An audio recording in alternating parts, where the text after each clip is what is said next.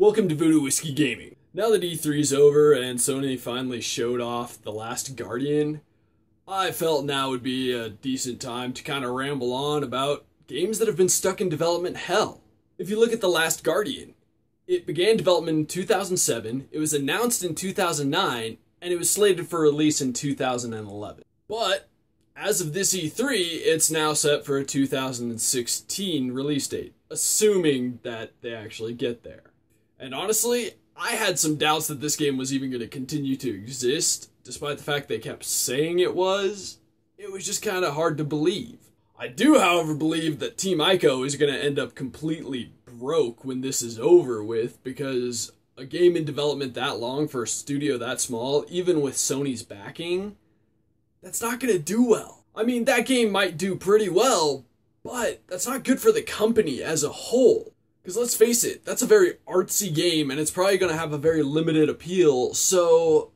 And I mean, it's not the only game that's like that. If you look at Final Fantasy 15, which was originally announced as Final Fantasy Versus 13, and that was announced years ago, back when Final Fantasy 13 was originally announced. And for a while after its announcement, we saw a couple trailers, but we didn't see a lot, and it just kind of fell off the map. But then it came back as Final Fantasy 15, and the demo was released, and I gotta admit, I played it, I enjoyed it. It was really, really different from what I was used to, but hey, that's not always a bad thing. Another one would be Diablo 3. It was in development since 2001, and it wasn't released until 2012. Admittedly, Diablo had the financial advantage of being a Blizzard product, and Blizzard owning World of Warcraft has enough money to buy the Earth. But not every company can afford to do that. Sony overall is a fairly struggling company. While the PlayStation division is doing very well, the rest of the company is not. So a game that takes this long to make, that's a lot of money, and that's really not a good thing for the company, which would be tragic if they went under. Now, those three games, admittedly, Final Fantasy isn't out yet, but I have pretty high hopes for it based on the demo.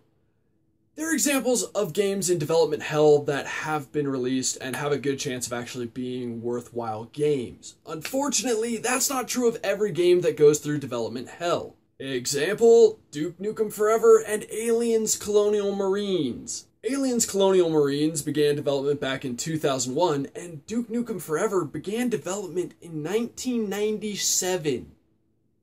Let that sink in. Now, both were eventually released in 2013 and 2011, respectively. And for both those games, between the announcement as well as the beginning of development to when they were released, we heard all sorts of stuff from credible gaming media. But then when they were both finally released, neither one of them could live up to what they were supposed to be. It didn't help that they were complete shit anyways, but still, they couldn't live up to the hype.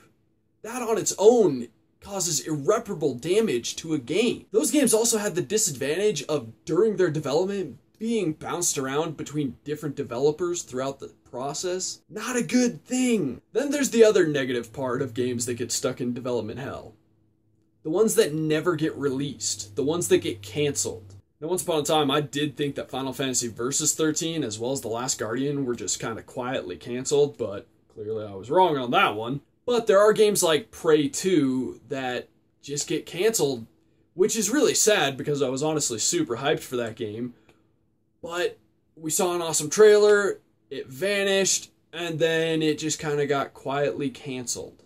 Or you've got games like Half-Life 3, which there's been no evidence that Valve is working on, but people are just holding out hope for. I personally don't know that it will ever get made. Because from what I've seen, Valve doesn't care about making a game like Half-Life 3 anymore.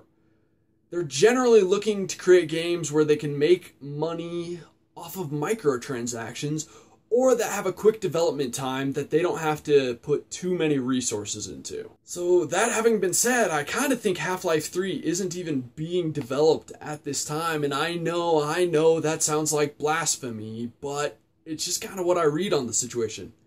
But like I always say, hell, I'm probably wrong. What I am thinking, though, is that development hell is honestly a tragedy. It doesn't necessarily guarantee a good game, and just out of the examples I've provided, less of them have turned out well, and we don't know about one of the ones that I hope turns out well. You get those games like Duke Nukem and Aliens Colonial Marines that have so much hype that they could never live up to. I mean, short of being the greatest game ever and curing all forms of cancer, I honestly don't think Duke Nukem Forever could have lived up to the hype. And that's partly the company's fault, because yeah, there's financial issues that they can't always predict, but announcing a game 5 years out, or who knows how far away from release, well, that's just going to stir up hype, and it's going to end up damaging the game in the long run. I honestly think companies need to know that the game is ready. A year at most before launch is when it should be announced. Yeah, this was just kind of one of those things rattling around in my head. It was slightly stream of consciousness. I apologize for that. Just my thoughts on it.